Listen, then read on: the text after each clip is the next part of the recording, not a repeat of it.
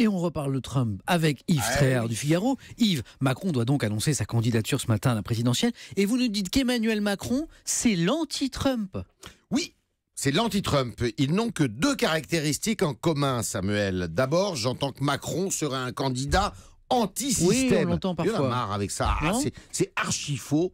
Comme Trump d'ailleurs avant son élection, il ne s'est jamais frotté au suffrage universel, certes, mais tous deux, Trump et Macron, sont des produits du système, c'est-à-dire de l'élite. Ils ont de l'argent, des relations, et ils détiennent tous les codes nécessaires pour se faire ouvrir toutes les portes.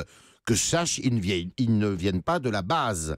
Ensuite, oui, tous deux, sont des objets politiques non identifiés. Trump n'est pas un républicain pur sucre, et il a récolté beaucoup de voix chez les démocrates déçus, notamment de la classe moyenne blanche, comme on dit. Et Macron, c'est un peu pareil, mais dans le sens inverse. Il n'est pas socialiste pur jus, et il risque de prendre beaucoup de voix à la droite. Yves, alors, en quoi sont-ils différents ? D'abord, sur la forme, Trump, il vocifère quand Macron prêche comme un télévangéliste.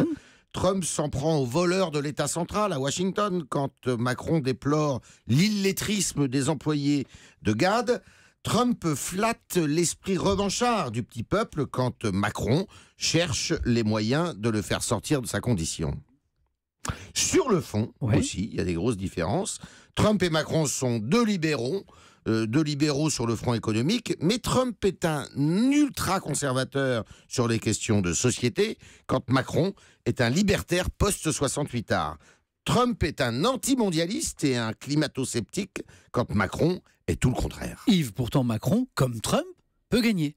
Effectivement, c'est pourquoi d'ailleurs Macron suscite la même jalousie dans la classe politique. Tout le monde parle que de lui.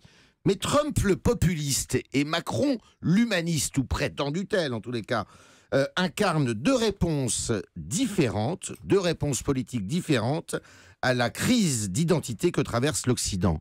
La seule chose, c'est qu'il y en a un qui a gagné, Trump, il y a une semaine, et que l'autre doit encore faire ses preuves.